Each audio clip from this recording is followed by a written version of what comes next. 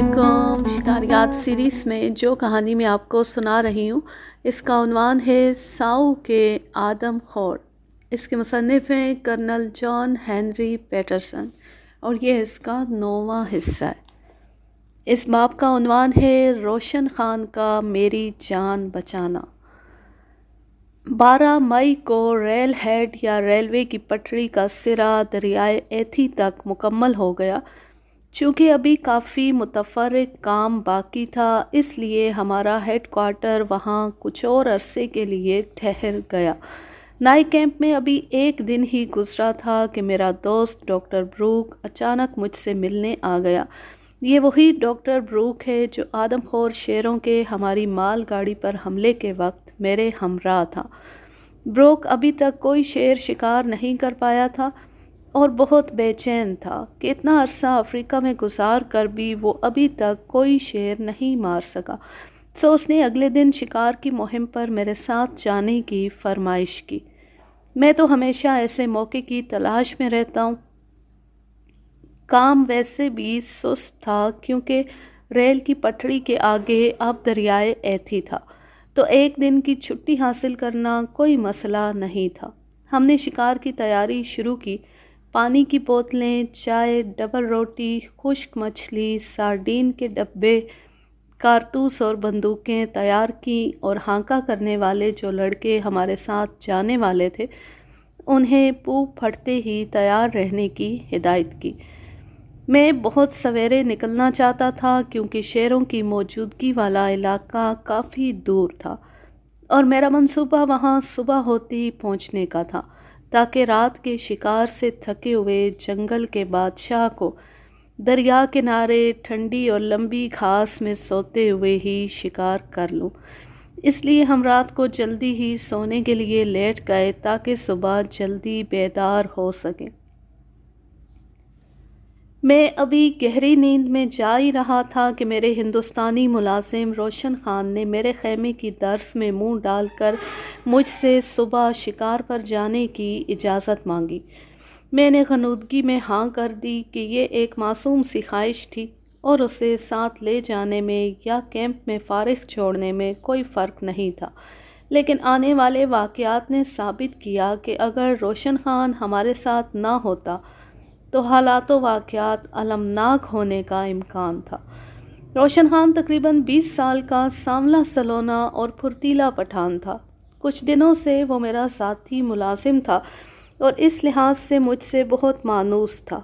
उसे मेरे बेहतरीन शिकारी होने का यकीन था, इसलिए वो शिकार के दौरान साए की तरह मेरे साथ साथ था। हमने मोमबत्ती की रोशनी में नाश्ता किया और मुंह अंधेरे निकल खड़े हुए। मेहमान डॉक्टर ब्रोक सबसे आगे था ताकि वो निशाना लगाने की बेहतरीन इम्कानी पोजीशन में रहे। उसके पीछे मैं था और मेरे ऐन पीछे रोशन ख़ान हमारा सामान खुर्दोनोश उठाए हुए था खोरोनोश उठाए हुए था। इस तरतीब में हम तकरीबन 2 मील तक चलते गए। रास्ते में घनी घास थी और हर लहजा किसी शेर के अचानक सामने आ जाने का इम्कान था, लेकिन अभी तक हमें कुछ नज़र न आया था। ये इलाका शेर की मौजूदगी के हवाले से मिसाली था, लेकिन अब हम एक घने घास से भरे मैदान में निकल आए थे। यहाँ मैंने वाइल्ड बीस्ट अफ्रीकी हिरन के एक रेवड़ को देखा। डॉक्टर ब्रूक भी उनके शिकार का मुतमन्नी था। मैंने हल्की सी सीटी बजाकर उससे मतवज्जो किया और उस रेवड़ की जानिब आंखों ही आंखों में इशारा किया। डॉक्टर ब्रूक एकदम चौकन्ना होकर दबे पांव उस रेवड़ की तरफ बढ़ने लगा। मैं वहीं ज़मीन पर बैठ गया और उसकी कार्रवाई देखने लगा।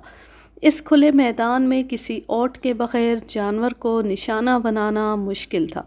डॉक्टर ब्रूक की तमाम तर एहतियात के बावजूद वाइल्ड बीस्ट हिरन ने उसे देख लिया और चौकड़ियाँ भरता हुआ एक नरम टीले के पार भाग गया। ऐसे छोटे छोटे नरम टीले एथी मैदानों की खासियत हैं। मैं अभी भी झाड़ियों में खामोश बैठा था और ब्रूक की तरफ से गोली चलने का इंतज़ार कर रहा था। ताहम काफ़ी देर तक उसने गोली ना चलाई। अब मैं उठकर उसकी तरफ जाने का सोच ही रहा था ताकि ये देखूं कि क्या हो रहा है। کہ روشن خان نے اچانک جوشیلے انداز میں مجھ سے کہا، صاحب شینزی آتا ہے، یعنی جنگلی وحشی۔ میں اس اطلاع سے کچھ متاثر نہ ہوا کیونکہ ہندوستانی تمام افریقیوں کو شینزی یا وحشی ہی کہتے ہیں۔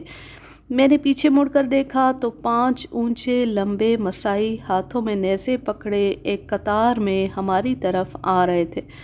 ان میں سے ایک کے لیڈر نے مجھ سے سواحلی میں پوچھا، بوانکا ماکوبا، عظیم آقا کو کیا چاہیے؟ شیر؟ ہمارے ساتھ آؤ، ہم بہت شیر دکھاتے ہیں، مسائی نے جواب دیا۔ میں بہت پرجوش ہو گیا اور ان سے پوچھا کہ کتنی دور جانا ہوگا۔ مابالی کوڈوگو، ذرا سا دور۔ میں نے گردن گھما کر بروک کو ڈھونڈا، وہ کہیں نظر نہ آیا تو میں نے سوچا کہ اس کو ڈھونڈنے کے چکر میں کہیں یہ بہت سارے شیر ہاتھ سے نہ نکل جائیں، تو میں نے مسائی سے کہا کہ وہ آگے چلے، میں پیچھے پیچھے آتا ہوں۔ اب ہم 2 میل تک چل چکے تھے۔ مسائی کا یہ تھوڑا سا فاصلہ ختم ہونے میں ہی نہیں آ رہا تھا۔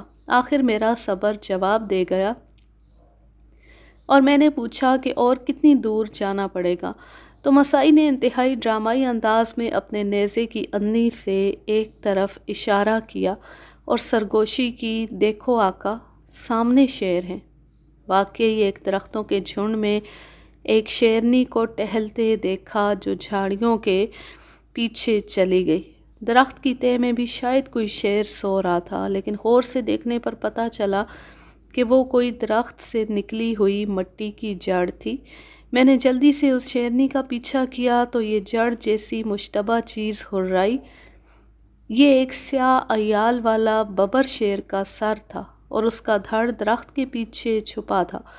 میں ٹھٹک گیا، حالانکہ وہ مجھ سے صرف 70 کوس دور تھا، لیکن اس کے پس منظر کی جھاڑیوں نے اسے ایسے چھپا رکھا تھا کہ میں اسے اچھی طرح سے دیکھنے سے قاصر تھا۔ جب تک وہ منہ کھول کر دھاڑا نہیں، مجھے وہ سر درخت کا حصہ ہی لگ رہا تھا۔ وہ کھڑا ہوا، میری طرف دیکھا اور جھاڑیوں کی طرف بھاگا جہاں اس کی شیرنی گئی تھی۔ میں نے بھی جلدی سے اس کا پیچھا کیا تاکہ موزوں مقام سے نشانہ باندھ سکوں۔ میں ابھی بھی حیرت زدہ تھا کہ اچانک 4 اور شیرنیاں کہیں سے نکلیں اور اس ببر شیر کے پیچھے پیچھے جھاڑیوں کی طرف بھاگنے لگیں۔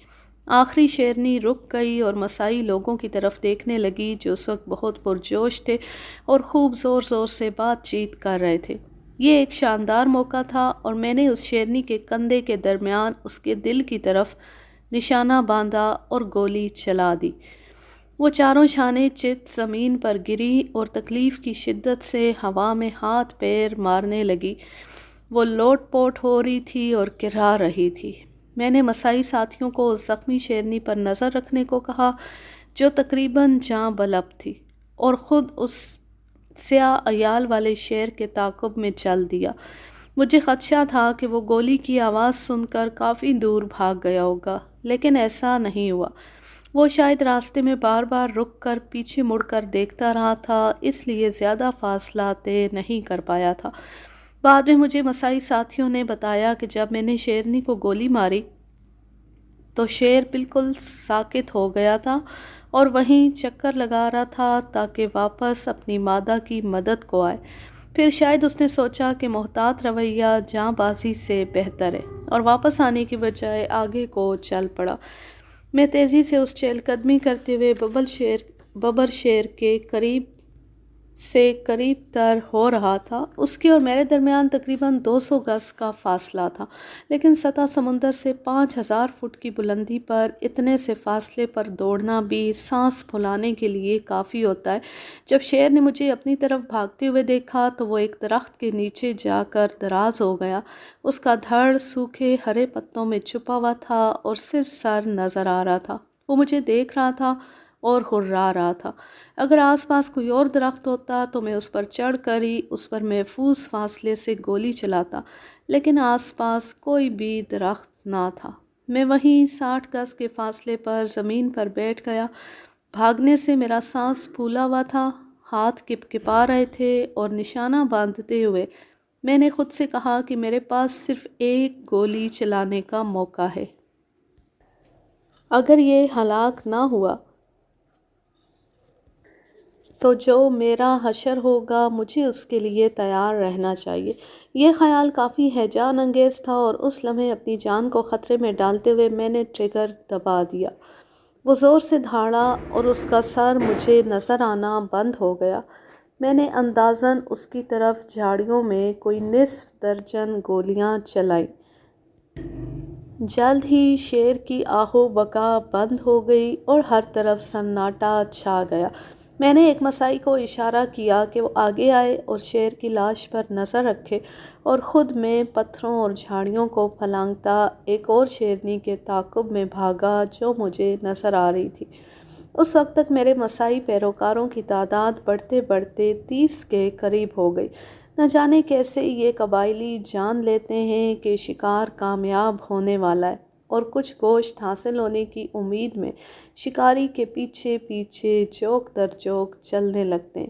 میں نے ایک مسائی کو اشارہ کیا اور ایک جگہ کی نشاندہی کی جہاں وہ کھڑا ہو کر شیرنی کو ڈرائے اگر وہ اس طرف آ نکلے۔ میرے ہنکار کرنے والے شیرنی کے گرد گھیرا تنگ کر رہے تھے۔ وہ وہاں سے نکل کر دریا کی طرف بھاگی۔ اگرچہ نشانہ اتنا واضح نہیں تھا لیکن میں نے پھر بھی گولی چلا دی۔ اب مجھے گمان تھا کہ وہ زخمی شیرنی زیادہ دور تک نہیں جا پائے گی۔ اب میں بروک کا انتظار کرنے لگا کہ وہ آ کر اس شیرنی پر گولی چلائے اور شیر کے شکار کا خواب پورا کرے۔ میں الٹے پاؤں اس جگہ لوٹا جہاں ایک مسائی کو ببر شیر کی لاش پر نظر رکھنے کو کہا تھا۔ واپس آیا تو وہ مسائی وہاں سے غائب تھا، بلکہ اپنے دوسرے ساتھیوں کے ساتھ شامل ہو گیا تھا۔ اب میں شیر کو کیسے ڈھونڈتا؟ بھاگم بھاگ میں دوسری شیرنی پر گولی چلانے چلا گیا اور اب اس جگہ کی جہاں شیر گرا تھا نشاندہی نہیں ہو رہی تھی، لیکن ایسے شاندار شیر کا سر تو میں نہیں گنوا سکتا تھا۔ سو میں نے اس جگہ جنگل کو نظروں ہی نظروں میں چھوٹے حصوں میں تقسیم کیا اور ایک منظم طریقے سے تلاش شروع کی۔ جلد ہی ایک قبائلی چلایا کہ اسے وہ شیر مل گیا ہے۔ سب اس مقام کی طرف لپکے۔ میں نے کہا بھی کہ محتاط رہو، ہو سکتا ہے کہ وہ شیر ابھی زندہ ہو اور حملہ کر دے، لیکن تقریباً 20 کے قریب لوگ میری بات سنی انسنی کر کے شیر کی طرف چل دیے۔ میں بھاگ کر جب وہاں پہنچا تو وہ لوگ اس کی دم کی طرف کھڑے جوش و خروش میں اپنی اپنی بولیاں بول رہے تھے۔ میں نے پوچھا کہ آیا شیر مر چکا ہے؟ تو انہوں نے کہا کہ تقریباً مرنے والا ہے، لیکن سانس ابھی باقی ہے۔ جب میں قریب گیا تو اس شاندار شیر کو دیکھ کر میں خوشی سے پھولے نہ سمایا۔ مجھے لگا کہ ایک گز دور کھڑے آدمیوں کی موجودگی میں وہ یوں بے حس و حرکت پڑا ہے تو اب تک یقیناً مر گیا ہوگا۔ میں نے اس کے ارد گرد چکر لگایا۔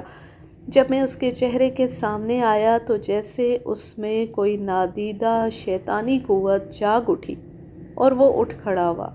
اس کی آنکھیں شعلہ بار تھیں، ہونٹ بھنچے ہوئے تھے اور سارے دانت باہر تھے۔ ایسا خوفناک منظر میں نے پہلے کبھی نہیں دیکھا تھا۔ میں صرف 3 ہاتھ کے فاصلے پر تھا۔ جیسے ہی شیر اٹھا تمام مسائی چشم زدن میں درختوں پر چڑھ گئے۔ میں پیچھے کو ہٹا اور تقریباً روشن خان پر گر پڑا جو میرے بالکل پیچھے کھڑا تھا اور ابھی تک بھاگا نہیں تھا۔ گرتے گرتے میں نے شیر پر فائر کیا۔ 303 بور کی گولی اسے تب لگی جب وہ مجھ پر جھپٹنے کو تیار تھا۔ وہ لڑکھڑایا اور میری طرف لپکا۔ عین اس لمحے روشن خان چیختا چلاتا بھاگا اور اپنی جبلت کی وجہ سے وہ ببر شیر اس تیزی سے بھاگتے ہوئے روشن خان کی طرف لپکا۔ موت میرے قریب سے گزر گئی۔ نادانستگی میں روشن خان نے شیر کی توجہ اپنی طرف مبذول کر کے میری جان بچا لی تھی۔ اب یہ میرا کام تھا کہ روشن خان کی جان اس بکھرے ہوئے ببر شیر سے بچاؤں۔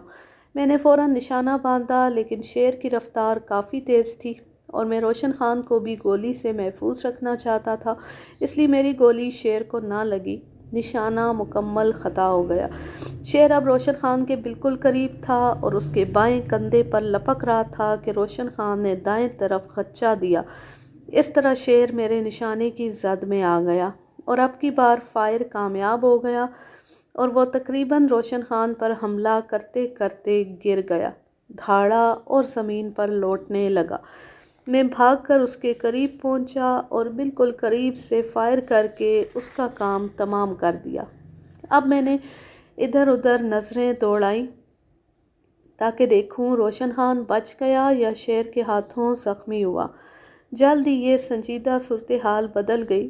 روشن خان ایک کانٹے دار درخت پر اندھا دھند چڑھ رہا تھا، سر کی پگڑی بھی درخت میں اٹکی تھی اور سفید لباس تار تار تھا، لیکن وہ کانٹوں میں الجھتا اوپر چڑھتا ہی جا رہا تھا۔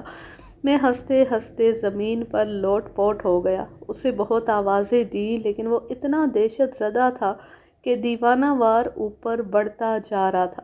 اسے بہت بار یقین دلایا کہ شیر مر گیا ہے، نیچے آ جاؤ، لیکن وہ دہشت زدہ سکتے کے عالم میں درخت پر ہی اٹکا رہا۔ اب مسائی اپنے اپنے درختوں سے نیچے اتر آئے اور اس شاندار کامیابی پر مجھے مبارکباد دینے لگے۔ ان میں سے کچھ بہت اچھے اداکار تھے، وہ فوراً سارا منظر دہرانے لگے۔ ایک زخمی شیر بن گیا اور ایک میری طرح گرتے ہوئے شیر پر ٹھا ٹھا کی آواز سے فائرنگ کرنے لگا، اور ایک خوفزدہ روشن خان بنا اور شیر اس کے پیچھے بھاگا۔ ہم سب کا ہنس ہنس کر برا حال تھا۔ اتنی دیر میں بروک بھی فائرنگ کی آواز کا تعاقب کرتے ہوئے ہم تک آ پہنچا اور ببر شیر کو دیکھتے ہی بولا، یار تم بہت خوش قسمت شکاری ہو۔ تمام رام کہانی سننے کے بعد وہ بولا کہ تم میری توقعات سے زیادہ خوش قسمت شکاری ہو۔ اب میں پہلی شیرنی کی طرف مڑا، وہ مر چکی تھی۔ ماہینہ اور دوسرے لوگوں کو اس ببر شیر اور شیرنی کی کھال اتارنے کا کام سونپ کر میں بروک کو لے کر زخمی شیرنی کی تلاش میں چلا تاکہ بروک اس کا شکار کر سکے۔ ان جھاڑیوں میں جہاں وہ چھپی تھی ہم نے اسے بہت ڈھونڈا مگر وہ نہ ملی۔ آخر تھک ہار کر ہم نے واپسی کی راہ لی۔ اس دن اب اور کوئی شیر نہ تو نظر آیا نہ بروک کا خواب پورا ہوا۔ اس دن ایک اور ہیجان خیز تجربہ ایک موٹے تازے گینڈے سے اچانک مڈ بھیڑ تھی۔ میں اور بروک ایک دوسرے سے کوئی 100 گز کے فاصلے پر چل رہے تھے کہ ایک ٹیلے کے بالکل نیچے مجھے وہ گینڈا نظر آیا۔ میری اچانک آمد سے وہ سٹپٹا اٹھا اور میری طرف دوڑا۔ میں اس پر فائر نہیں کرنا چاہتا تھا، اس لیے بھاگ کر واپس ٹیلے کی اوٹ میں چھپ گیا۔ مجھے نظروں سے اوجھل پا کر وہ بروک کی طرف دوڑا جو گھبرا کر ایک درخت کی طرف پکڑ دوڑا۔ میں یہ سارا تماشا اپنی جائے پناہ سے دیکھ رہا تھا اور مجھے یقین تھا کہ دونوں میں فاصلہ اتنا زیادہ ہے کہ بروک وقت پر درخت پر چڑھ جائے گا۔ بروک آدھا درخت پر چڑھ گیا، پھر اس نے پیچھے مڑ کر دیکھا کہ گینڈا کتنی دور ہے اور اسے دیکھتے دیکھتے اس کا پیر پھسلا اور وہ سر کے بل نیچے آ گرا۔ رائفل چھوٹ کر دور جا گری۔ اب مجھے لگا کہ گینڈا اس کو مسل دے گا، لیکن اس کے گرنے سے گینڈا بھی صورتحال کو سمجھ نہ پایا اور حواس باختہ ہو کر دوسری سمت کو بھاگنے لگا، اور یوں بروک کی جان بچی۔ اب گینڈے کے جانے کے بعد بروک اٹھا اور روشن خان کی طرح تیزی سے درخت پر چڑھنے لگا اور ایک بار بھی پیچھے مڑ کر نہیں دیکھا۔ خطرہ ٹل جانے کے بعد ایسے درخت پر چڑھنا مجھے کافی مزاحیہ لگا اور میں ہنس ہنس کر لوٹ پوٹ ہو گیا۔ ماہینہ اب تک دونوں شیروں کی کھال مہارت سے اتار چکا تھا اور ہم اپنے شکار کے ساتھ فخریہ اپنے کیمپ کی طرف لوٹے۔ روشن خان کے علاوہ سب خوش تھے کہ شکار کی مہم کامیاب رہی۔ اس دن کے بعد جب بھی میرا جی مذاق کو چاہتا تو میں روشن خان سے پوچھتا، پھر شکار دیکھنے چلو گے؟ تو وہ بہت سنجیدہ منہ بنا کر کہتا، کبھی نہیں صاحب، اور شدت سے سر ہلا کر انکار کرتا۔ اگلے باب کا عنوان ہے شیر کا کامیاب شکار۔ جب دریائے ایتھی کا پل تعمیر ہو گیا تو اس کے بعد نیروبی تک جانے والی ریلوے لائن پر تیزی سے کام ہونے لگا۔ صبح سویرے سے سورج ڈوبنے تک تمام عملہ انتہائی جان فشانی اور محنت سے کام کرتا تھا۔ 28 مئی کو معمول سے کچھ زیادہ ہی گرمی تھی۔ میں کئی گھنٹوں سے चिलचिलाती धूप में खड़ा तामीराती काम की निगरानी कर रहा था। लगभग 3 बजे दोपहर में अपने खेमे में वापस आया और एक आरामदेह कुर्सी पर ढह गया। मैं गर्मी की शिद्दत से निढाल था और बहुत सारा ठंडा पानी पीकर ख़ुद को बहाल करने की कोशिश में था। 1 घंटे आराम के दौरान मैं एक छोटे से इंजन को देखता रहा जो सिर्फ रेलवे लाइन को चेक करने के लिए बनाया गया था। उसका काम बस सारा दिन बनी हुई ट्रेन की पटरी पर दौड़ना था। फिर एक तामीराती इंजन था जो भारी भारी सामान लेकर जा रहा था। जब वो ऊपर को चलता था और अपनी पूरी ताकत लगाता था तो ये देखने में बड़ा लुत्फ़ आता था कि कैसे भाप, रगड़ और कशिशे शकल के दरमियान मुकाबला होता है और इंजन आगे को हाँफता कांपता बढ़ जाता है। मैं इस मंजर में इतना खो गया कि मुझे पता ही ना चला कि एक मुलाकाती मेरे पीछे खामोशी से आकर खड़ा हो गया। उसने मुझे सलाम किया और मैंने मुड़कर उसे देखा। वो एक दुबला पतला मखलूत नस्ल का मसाई था। लिबास के नाम पर वाइल्ड बीस्ट हिरन की खाल बाईं बगल से ओढ़कर दाएं कंधे के ऊपर एक गिरा लगाई हुई थी, जैसे कि कोई किसी चादर को गिरा लगाकर अपना जिस्म कुछ हद तक ढांप ले। उसने अपना सीधा हाथ और हथेली अपने कंधे के मतवासी मेरी जानिब बढ़ाया। ये दोस्ताना मुलाकात की तमहीद थी। मैंने उसके सलाम का जवाब दिया और उसके आने का मकसद पूछा। जवाब देने से पहले वो ज़मीन पर एड़ियों के बल बैठा। उसकी बूढ़ी हड्डियों में से कड़कड़ाहट की आवाज़ आई और वो बोला, मैं आका को 2 शेरों तक ले जाने आया हूँ। उन्होंने एक ज़ेबरा शिकार किया है और अभी उसे खाने में मसरूफ़ हैं। ये सुनकर मैं यकसर भूल गया कि मैंने सारा दिन तपती धूप में काम किया है। मैं भूखा हूँ, थका हुआ हूँ और मुझे आराम की ज़रूरत है। मैं हर वो चीज़ भूल गया जिसका ताल्लुक़ उस वक्त शेर के शिकार से ना था। वो बूढ़ा मसाई भी मेरा जोश व खरोश देख कर मुस्कुरा उठा। मैंने उस पर सवालात की बूछाड़ कर दी। क्या वो दोनों नर शेर थे या कोई मादा भी थी? क्या उनकी अयाल थी और वो कितनी दूर थे? फितरी तौर पर जवाब वही मिला, माबाली कडागो, बस पास ही। मशरकी अफ्रीका में इन लोगों के लिए तवील फासला भी पास ही होता है। बहरहाल मैं कुछ ही मिनटों में तैयार हो गया, खच्चर पर सवार हुआ और मसाई को आगे आगे रहनुमाई करने को कहा। माहीना और एक कुली को भी साथ लिया और अपने दोस्त स्पॉटर डिस्ट्रिक्ट इंजीनियर के नाम एक पैगाम छोड़ा कि मैं शेरों के शिकार से रात गए वापस कैंप में लौटूंगा।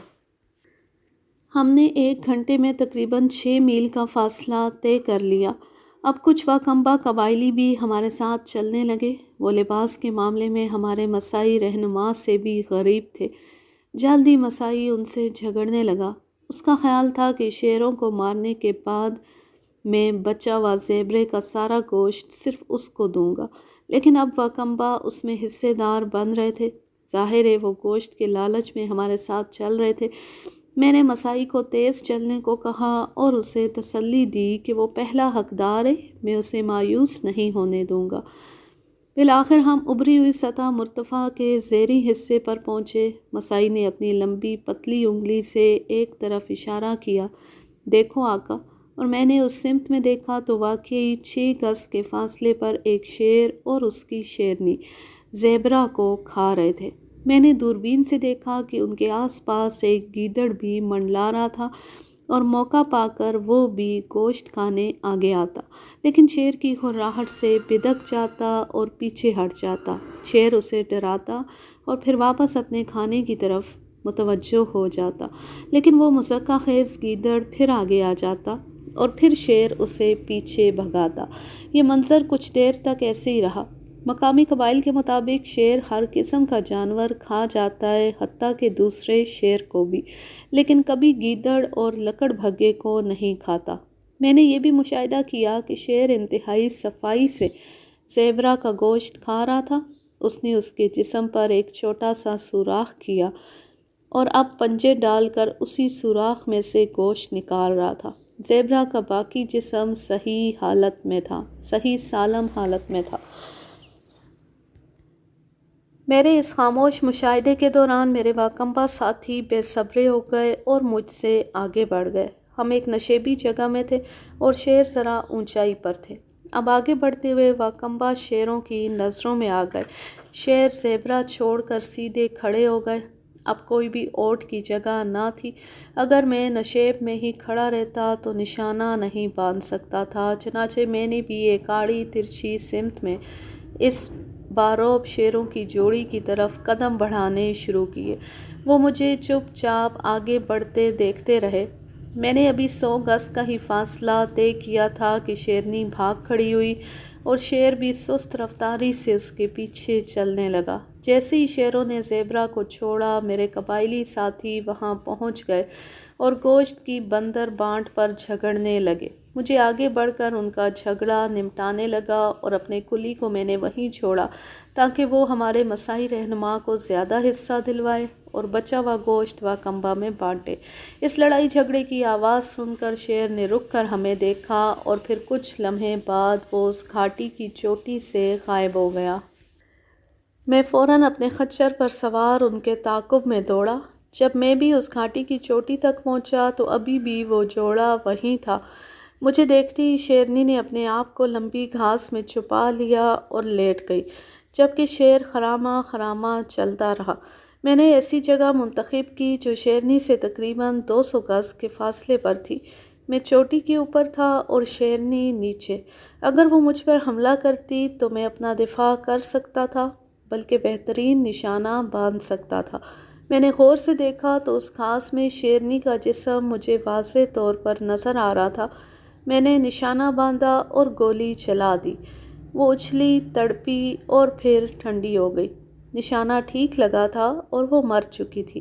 اب میں نے اپنی توجہ اس شیر کی طرف کی جو اس وقت تک ایک اور گھاٹی عبور کر چکا تھا۔ ماہینہ اور کچھ اور واکمبا بھی میرے پاس آئے اور ہم نے ایک جتھے کی شکل میں اس شیر کا پیچھا شروع کیا۔ مجھے یقین تھا کہ وہ شیر کہیں آس پاس ہی اس گھاس میں چھپا تھا اور واکمبا کی تیز نگاہیں اسے جلد ہی ڈھونڈ نکالیں گی، اور ایسا ہی ہوا۔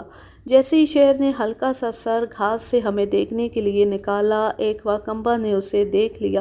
ہم سب نے ظاہر کیا کہ جیسے ہم اس کی موجودگی سے لا علم ہیں اور چلتے چلتے 200 گز قریب پہنچ گئے۔ شیر اب بے چین ہو رہا تھا۔ میں نے فوراً گولی چلانے کا فیصلہ کیا۔ گولی چلائی لیکن وہ اتنی دور تک مار نہ کر سکی، لیکن شیر بھی گولی کی آواز سے نہ ڈرا نہ ہی بھاگا۔ میں نے ماہینہ کی پشت پر بندوق لگا کر ایک اور نشانہ باندھا۔ یہ گولی بھی راستے میں رہ گئی اور شیر اب بھی باہر نہیں نکلا۔ اب میرے دماغ میں وہ منصوبہ آیا جو میں نے کاپیتی میدانوں میں شیر کی لاش کے پاس بیٹھ کر بنایا تھا کہ اگلی بار موقع ملا تو استعمال میں لاؤں گا۔ میں وہیں گھاس میں لیٹ گیا اور ماہینہ اور واکمبا کو کہا کہ وہ میرا خچر بھی ساتھ لے جائیں اور دائیں سمت سے شیر کے گرد گھیرا تنگ کریں تاکہ وہ ڈر کر اس جگہ آ نکلے جہاں میں نے گھات لگائی ہوئی ہے۔ یہ چال کام کر گئی۔ جیسے ہی شیر باہر نکلا، میں نے اس کے کندھے کے بیچ میں گولی داغ دی۔ وہ الٹ گیا اور زمین پر لوٹنے لگا، لیکن ابھی بھی وہ مرا نہیں تھا۔ وہ بار بار اٹھ کر مجھ پر حملہ کرنا چاہتا تھا اور اس کی ہرراہٹ سے جنگل گونج رہا تھا۔ کچھ گز کے محتاط فاصلے سے میں نے ایک اور گولی چلائی اور وہ ختم ہو گیا۔ اب ہم لوگ اس کی کھال اتارنے میں مصروف ہو گئے۔ ایک واکمبا نے مجھے اشارہ کیا اور دکھایا کہ 2 اور شیر ہمیں گھاس میں سے تاڑ رہے ہیں۔ نامعلوم وہ درندے کب سے ہمارا پیچھا کر رہے تھے۔ اس دن مجھے کیا معلوم تھا کہ یہی شیر اگلے دن مجھے پھر مل جائیں گے۔ جب تک شیر کی کھال اتری، رات ہو چکی تھی۔ ہم فوراً کیمپ کی طرف واپس چلے جو یہاں سے تقریباً 7 میل دور تھا۔ میں نے کچھ واکمبا کو پہلے ہی واپس بھیج دیا تھا تاکہ وہ شیرنی کی کھال اتارنا شروع کرے، لیکن انہیں وہ شیرنی نہ ملی۔ شاید وہ راستہ بھول گئے تھے، کیونکہ مجھے یقین تھا کہ میں نے شیرنی کو مار گرایا تھا۔ رات ہونے کے 2 گھنٹے بعد تک بھی ہمارے کیمپ کا کوئی نام و نشان نہ تھا۔ میں ستاروں کی رہنمائی میں چل رہا تھا۔ گھپ اندھیری رات میں شیروں اور گینڈوں سے بھرے جنگل میں اس طرح کھو جانا کوئی خوشگوار بات نہ تھی۔ مجھ پر اب شدید گھبراہٹ اور وحشت طاری ہو رہی تھی کہ اچانک مجھے 1 میل دور ہوائی فائر کی آواز آئی۔ یہ میرا دوست स्पूनर था जो मुझे राह दिखा रहा था। मैंने भी जवाबी फायर किया। हम सही रास्ते पर थे। अगली चढ़ाई चढ़ती मुझे सामने मैदान में टिमटिमाती रोशनियां दिखाई दी। जब मैं शाम तक कैंप ना पहुंचा तो स्पूनर मेरी तरफ से फिक्रमंद हो गया और रात होती अपने आदमियों के साथ मशलें लेकर मेरी तलाश में निकल खड़ा हुआ। वो मुझे जिंदा सलामत और शेर के कामयाब शिकार के साथ वापस लौटता देखकर बहुत खुश हुआ। मेरी भी जान में जान वापस आई कि मैं अपनी शिकार पार्टी को सही सलामत वापस ले आया। इस अंधेरे जंगल में हमारा यूं बच जाना एक मौजज़ा ही था। उस रात खाना खाते हुए मैंने स्पूनर के शौक को हवा दी और बताया कि 2 और शेर वहाँ मौजूद हैं। वो फ़ौरन तैयार हो गया और अगले दिन हमने वापस उसी जगह जाकर उन बकिया 2 शेरों को हासिल करने का फ़ैसला किया। उस दिन हम दोनों ये बहस भी करते रहे कि चीता ज़्यादा खूंखार होता है या बबर शेर। स्पूनर का ख्याल था कि धारीदार चीता ज़्यादा खूंखार होता है और मेरा ज़ाती तजर्बा था कि अगर शेर को इश्तियाल दिला दिया जाए तो उससे ज़्यादा ललकार और जुर्रत का मुजाहरा कोई और जानवर नहीं करता। अगर चाहे तो दबे पाँव पास से गुजर जाए, लेकिन अगर उसे ज़ख्मी कर दो या ललकारो तो वो मार देगा या ख़ुद मर जाएगा। इस बात का कोई और अंजाम कभी नहीं होता। मशरक़ी अफ्रीकी बबर शेरों का ये मेरा ज़ाती तजर्बा था, लेकिन स्पूनर अभी भी पूरी तरह से कायल नहीं हुआ था। लेकिन अगले दिन के शिकार के बाद वो भी मेरी बात का कायल हो गया। लेकिन ये बदलाव एक गमगीन हादसे के बाद हुआ। अगले बाब का उन्वान है भूता का आखिरी शिकार।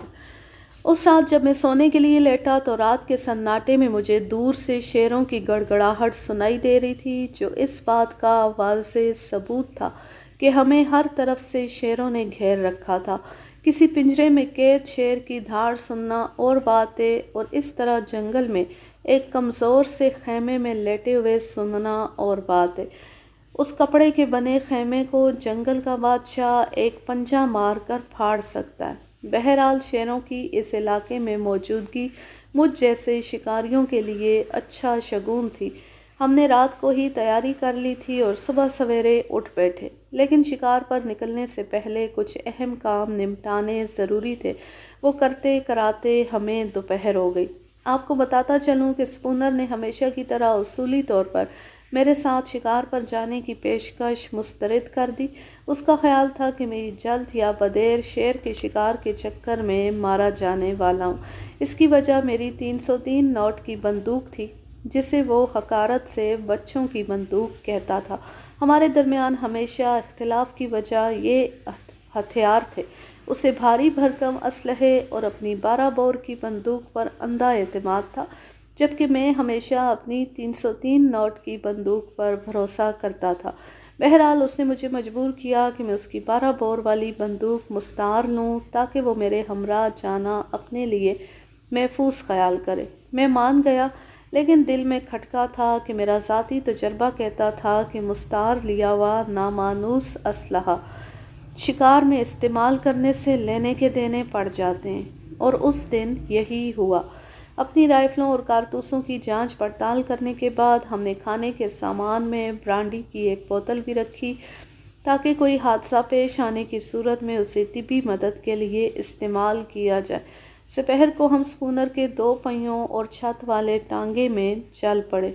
हमारी टोली में हम 2 के अलावा माहीना, स्पूनर का बंदूक बरदार भूता और 2 और हिंदुस्तानी, जिनमें से एक का नाम इमाम दीन था, टांगे में सवार थे। एक और हिंदुस्तानी एक इजाफी घोड़ा जिसका नाम बलीज अवे था, उस पर सवार था। अब टांगे पर शिकार पार्टी का जाना अजीब तो लगता है, लेकिन ऐथी मैदानों में खुश्की के दिनों में इससे बेहतर सवारी कोई नहीं, क्योंकि बिना किसी रुकावट के पहिए बहुत जल्द फासला तय कर लेते हैं। हम तेज़ी से आगे बढ़ते गए और रास्ते में अफ्रीकी चकारा और दूसरे हिरन शिकार किए, क्योंकि हमारे कैंप में ताज़ा गोश्त की सख्त ज़रूरत थी। یہ جانور بہت آسانی سے چرتے چرتے ہمارے ہاتھ آ گئے۔ شاید وہ ہماری عجیب سواری کو سمجھ نہ پائے اور ہمیں کھڑے ہو کر دیکھنے لگے اور ہمیں انہیں شکار کرنے کا موقع مل گیا۔ پھر ہمیں وائلڈ بیسٹ ہرن نظر آئے اور ہم نے بھوتا کو، جو کہ ایک محتاط شکاری اسپونر کا پرانا ملازم تھا، آگے کیا تاکہ وہ ایک نر کا پیچھا کرے اور اسے شکار کرے۔ بھوتا اس عنایت سے بہت خوش ہوا اور کامیابی سے شکار مار گرایا۔ آخر ہم وہاں پہنچے جہاں کل میں نے 2 شیروں کو دیکھا تھا۔ وہ گھاس سے بھری ہوئی ایک نشیبی گھاٹی تھی۔ اب وہاں ان کا کوئی نام و نشان نہ تھا۔ ہم آگے چلتے رہے اور دور تک پھیلی گھاس کے کناروں پر ہانکا کرتے رہے۔ آخر کار ہماری کوشش کا پھل ایک شیرنی کی صورت میں سامنے آیا۔ اس نے گھاس میں سے سر نکال کر ہمیں دیکھا اور ساتھ میں اس کا نر شیر بھی پوری شان و شوکت سے اپنی گہری بھوری ایال والا سر اٹھا کر تن کر کھڑا ہو گیا۔ وہ ہمیں ٹکٹکی باندھ کر دیکھتے رہے۔ جب ہم لوگ آہستہ آہستہ ان کی طرف بڑھنے لگے تو وہ دونوں گھاس میں مڑ گئے اور چلنے لگے۔ شیر پیچھے تھا اور بار بار رک کر وہ پیچھے مڑ کر ہمیں دیکھتا اور پھر چل پڑتا۔ وہ ایک بہت خوبصورت اور شاندار ببر شیر تھا۔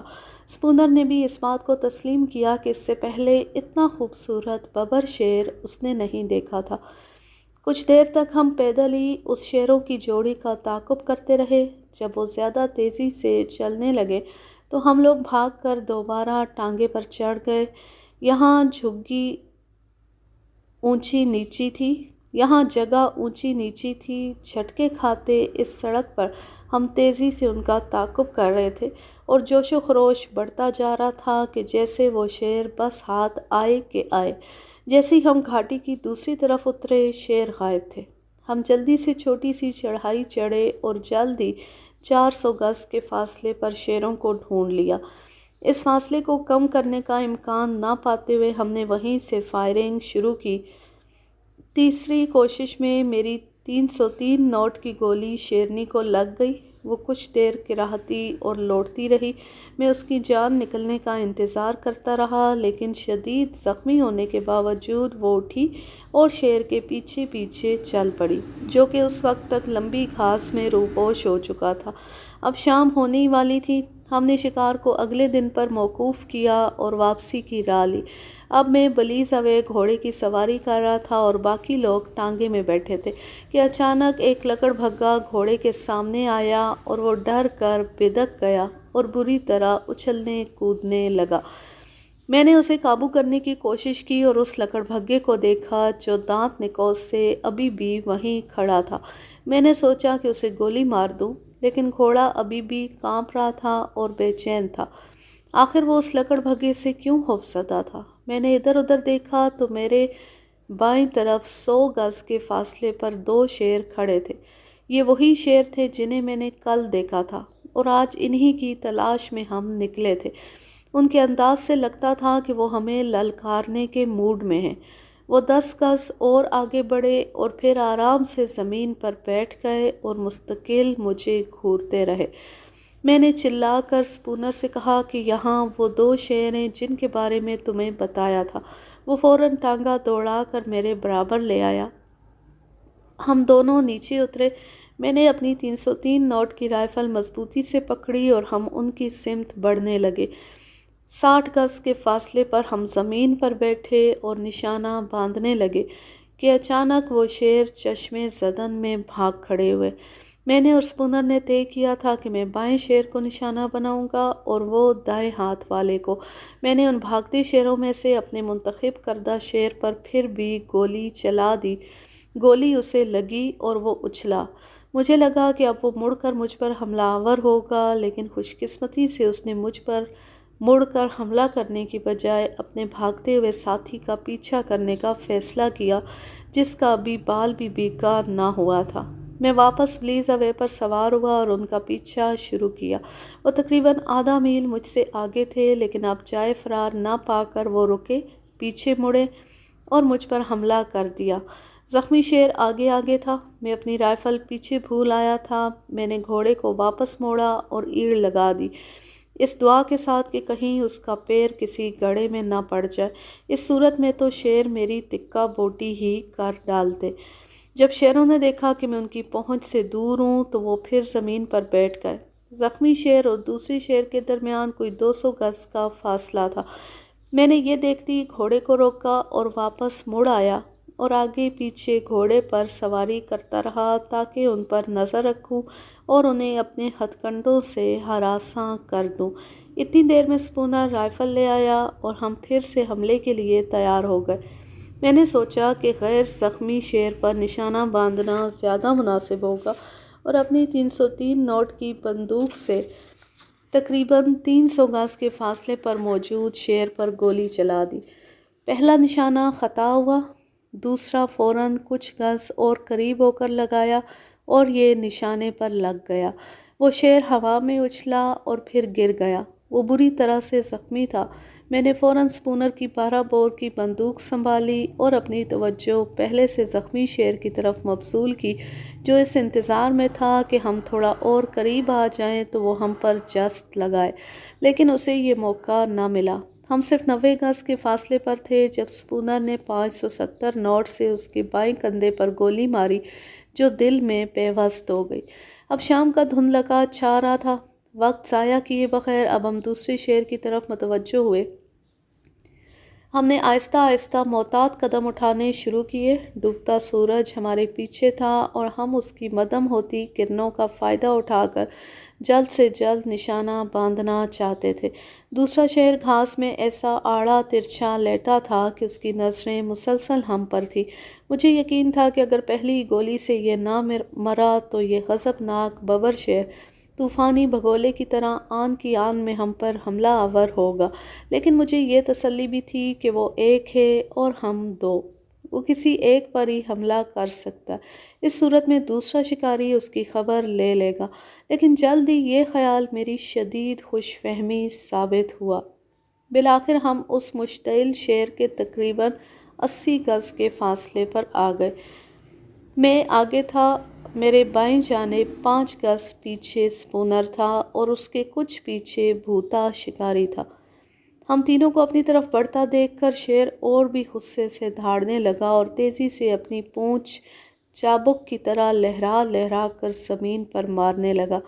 اس سے اس کے گرد کا غبار بندھنے لگا۔ اس پر گولی چلانے کا حتمی موقع تھا۔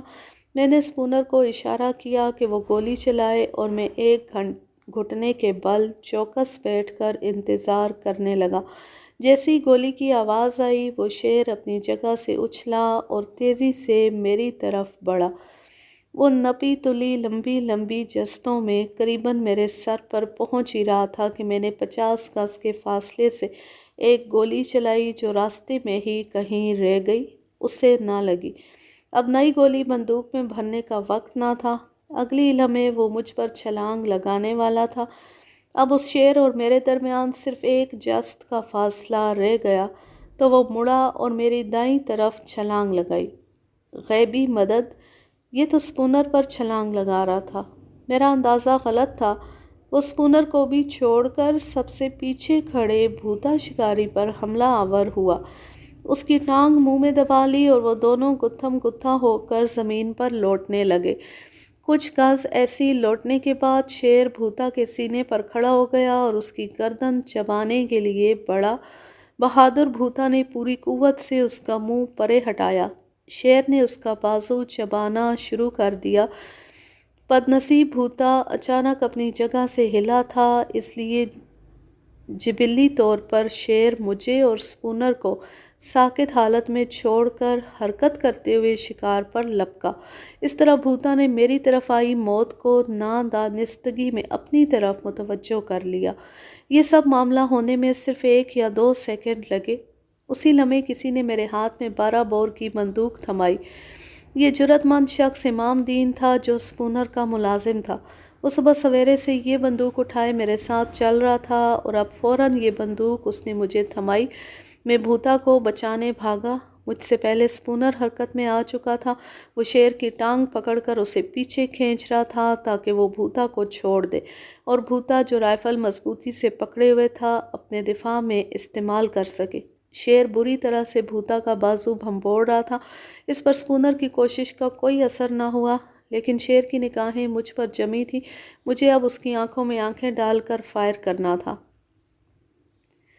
میں نے جیسے ہی اس کے سر کی طرف نشانہ باندھا، وہ بھوتا کا بازو جکڑے ہوئے غرایا اور پچھلی ٹانگوں پر کھڑا ہو کر مجھ پر جست لگانے کی تیاری کرنے لگا. میں ایک لمحہ بھی ضائع نہیں کر سکتا تھا. میں نے فوراً ٹریگر دبایا، لیکن یہ کیا! گولی نہیں چلی. میرا دل تقریباً بند ہو گیا. میں ایک قدم پیچھے ہٹا. اب پھنسی ہوئی گولی نکال کر نئی ڈالنے کا وقت نہ تھا. میں ایک قدم اور پیچھے ہٹا، لیکن رائفل شیر کی سمتی تھی. تیسرا قدم پیچھے ہٹاتے ہٹاتے ایک کوندہ میرے دماغ میں لپکا کہ یہ مستعار لی ہوئی 12 بندوق ہے جس کا گھوڑا فائر سے پہلے کھینچنا پڑتا ہے. مجھے اس کی عادت نہیں تھی، اس لیے میں بھول گیا. میری بندوق بغیر گھوڑے کی تھی. میں نے یہ خیال آتی گھوڑا کھینچا اور فائر کر دیا.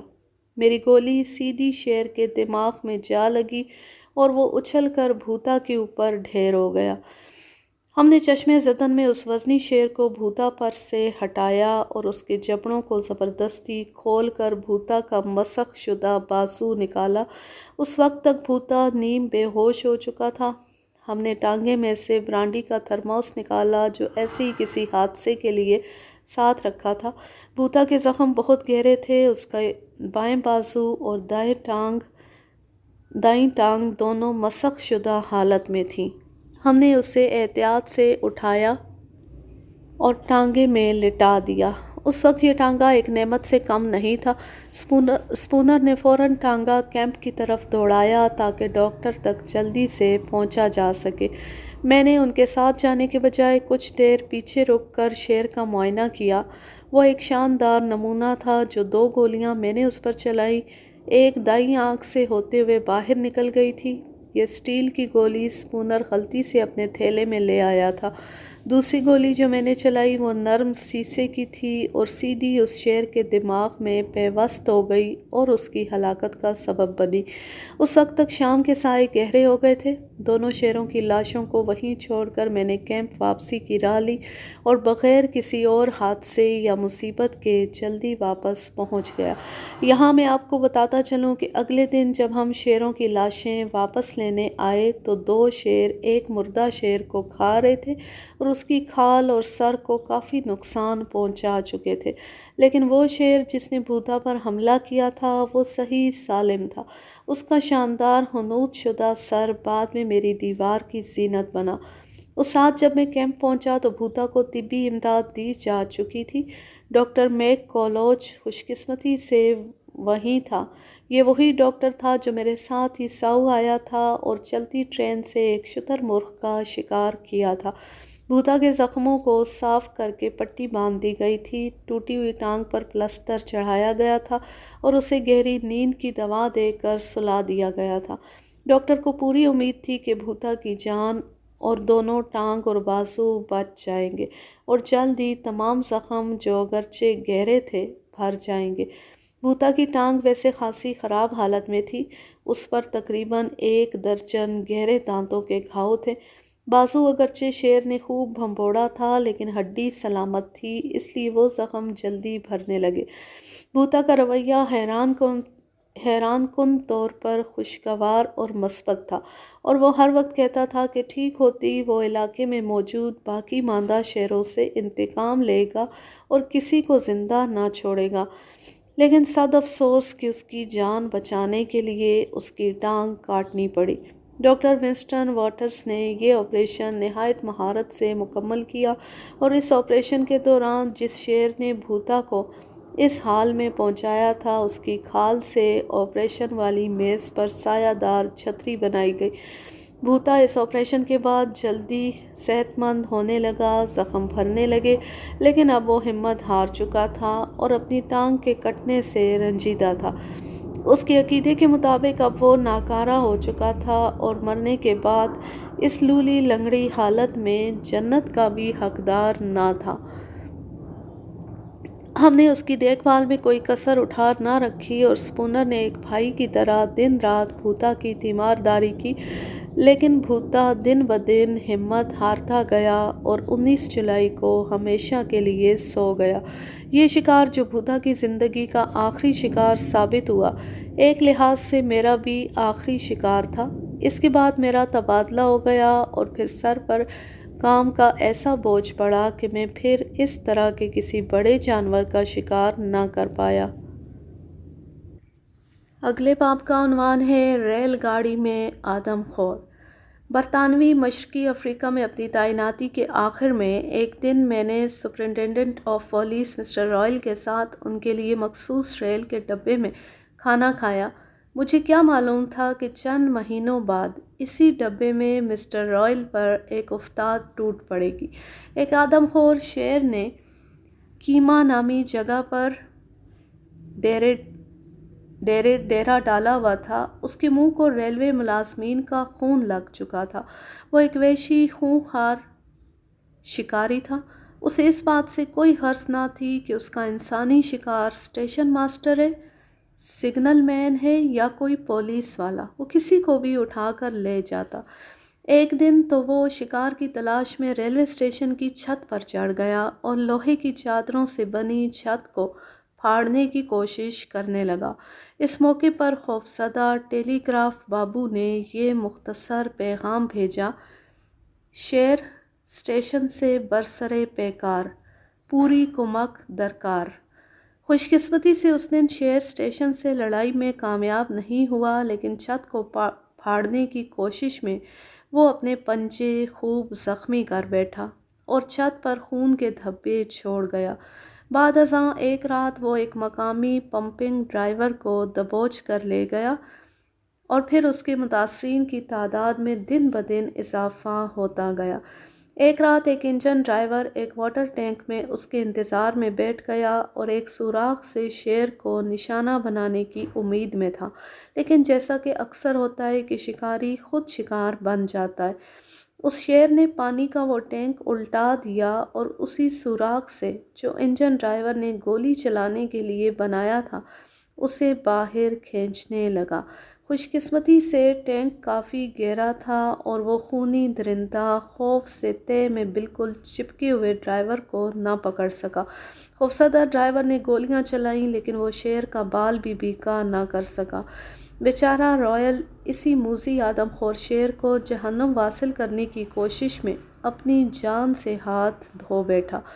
6 जून 1900 ईस्वी को रॉयल अपने मखसूस डब्बे में अपने साथियों मिस्टर हेबन्स और मिस्टर पेरेंटी के साथ मकंदू से नैरोबी जा रहा था। रास्ते में वो कीमा रुके, जो मोम्बासा से 250 मील के फासले पर वाक़ है। वहीं उन्हें पता चला कि उनकी ट्रेन की आमद से कुछ देर पहले ही वो आदमखोर शेर इलाके में दिखाई दिया है। ये सुनती ही रॉयल और उसके साथियों ने उस रात कीमा में ठहरने और उस शेर को शिकार करने का मंसूबा बनाया।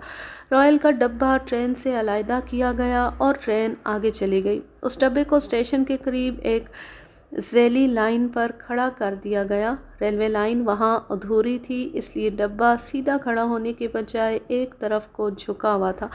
दोपहर को तीनों दोस्त शेर की तलाश में निकले, लेकिन उसका कोई निशान ना मिला, तो वापस रात के खाने के लिए अपने डब्बे में आ गए। इसके बाद वो वहीं बैठे बैठे बाहर देखते रहे, लेकिन रात के अंधेरे में 2 चमकते हुए जुगनुओं के सिवा वो कुछ ना देख पाए। उस वक्त वो लाइल्म थे कि ये 2 जुगनू नहीं बल्कि शेर की चमकती आंखें थीं, जो उनकी हर हरकत का बखूर जायज़ा ले रहा था। रात अभी गहरी हो रही थी। रॉयल ने अपने दोस्तों से कहा कि वो सो जाएं और रॉयल पहरा देगा, फिर उनकी बारी पर वो उन्हें उठाकर खुद आराम करेगा। हेबन्स ने मेज़ की ऊपर वाली बर्थ पर डेरा डाल लिया। रॉयल ने पेरेंटी को दूसरी निचली बर्थ पर सोने के लिए कहा, जो डब्बे के झुकाव की वजह से और नीचे हो गई थी, लेकिन पेरेंटी ने उस टेढ़ी बर्थ की बजाय फर्श पर लेटने को तरजीह दी और डब्बे के दाखिली दरवाजे की तरफ पैर पसार कर लेट गया। गालिब गुमान है कि इसके बाद रॉयल को भी नींद आने लगी और वो ये सोचते हुए कि शेर आज रात नहीं आएगा, अपने साथियों को जगाए बगैर उस निचली बर्थ पर लेट कर सो गया, जो झुकाव की वजह से ज़मीन के काफ़ी करीब थी। جیسے ہی رائل غافل ہوا، آدم خور شیر جو ان تینوں پر نظر رکھے ہوئے تھا حرکت میں آ گیا۔ اس ڈبے تک پہنچنے کے لیے اسے ٹرین اسٹیشن کی بہت اونچی سیڑھیاں چڑھنی تھیں جو وہ آسانی سے پھلانگ گیا۔ اس ڈبے کا داخلی دروازہ سرکواں تھا جو قفسوں پر جھولنے کی بجائے کھسکا کر کھولا یا بند کیا جا سکتا تھا۔ یہ دروازہ مقفل نہ تھا، تو اس چالاک شیر نے اپنے پنجے سے اسے سرکا کر کھول لیا اور اندر داخل ہو گیا۔ اب ڈبے کے جھکاؤ اور اس کے اضافی وزن سے توازن بگڑا اور وہ دروازہ سرک کر اس کے پیچھے بند ہو گیا۔ اب وہ شیر اس ڈبے میں 3 سوتے ہوئے لوگوں کے ساتھ بند ہو گیا۔ وہ رائل کی طرف لپکا، لیکن یاد رہے کہ پیرنٹی فرش پر سو رہا تھا، تو شیر پیرنٹی پر کھڑا ہوا اور برتھ پر رائل کو دبوچا۔ اوپر والی برتھ سے ہیبنز ہڑبڑا کر اٹھا اور شیر کو ڈبے کے اندر دیکھ کر حواس باختہ ہو گیا۔ اس کے فرار کا ایک ہی راستہ تھا کہ وہ ڈبے کے دوسرے سرکتے دروازے سے باہر کود جائے، لیکن ایسا کرنے کے لیے اسے شیر کے اوپر سے چھلانگ لگانی پڑتی کیونکہ وہ راستے میں تھا۔ ایسے موقع پر انسان میں کوئی جادوئی طاقت آ جاتی ہے۔ ہیبنز نے شیر کے اوپر سے چھلانگ لگائی اور دروازے کو کھولنے کی کوشش کی۔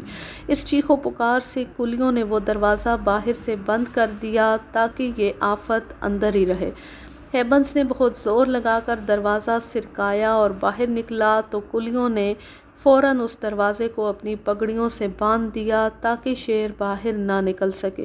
ایک لمحے بعد دھماکہ سا ہوا اور شیر کھڑکی توڑ کر رائل کی گردن کو منہ میں دبوچے باہر نکل گیا۔ اس کے نکلتی ہی پیرنٹی جو فرش پر دم سادے لیٹا تھا اندھا دھند بھاگا۔ اس کا بچ جانا ایک معجزہ تھا کیونکہ شیر اس کے سینے پر کھڑا رہا تھا۔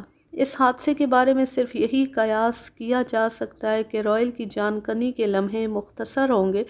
اس کی ادھکائی لاش اگلے دن اسٹیشن سے 4 میل دور ایک جھاڑی میں ملی اور پھر وہاں سے اسے تدفین کے لیے نیروبی لے جایا گیا۔ مجھے یہ بتاتے ہوئے خوشی محسوس ہو رہی ہے کہ کچھ دنوں بعد ہی ریلوے ملازمین نے ایک بہت ہی عمدہ جال بچھایا اور اس شیر کو زندہ پکڑ لیا۔ کافی دن تک اسے قید رکھا گیا اور لوگ اس کا تماشا دیکھنے آتے رہے تاں کہ ایک دن اسے گولی مار دی گئی۔ یہ ساؤ کے آدم خور کا آخری حصہ تھا۔ تھوڑی سی مزید ہے لیکن اس میں شکار اتنا نہیں ہے تو میں اسے شامل نہیں کر رہی۔ اب میں لیتی ہوں آپ سے اجازت۔ جہاں رہیں خوش رہیں، شاد و آباد رہیں، ہنستے مسکراتے رہیں، اور اگر یہ کہانی یا میرا انداز پسند آئے تو اس چینل کو سبسکرائب ضرور کر لیں اور بیل آئیکن کو ضرور پریس کریں تاکہ آنے والی ہر نیو ویڈیو کی نوٹیفیکیشن آپ کو بر وقت ملتی رہے۔ ویڈیو کو لائک کیجئے، زیادہ سے زیادہ شیئر کیجئے اور اچھا سا کامنٹ کیجئے۔ اللہ حافظ، اللہ نگہبان۔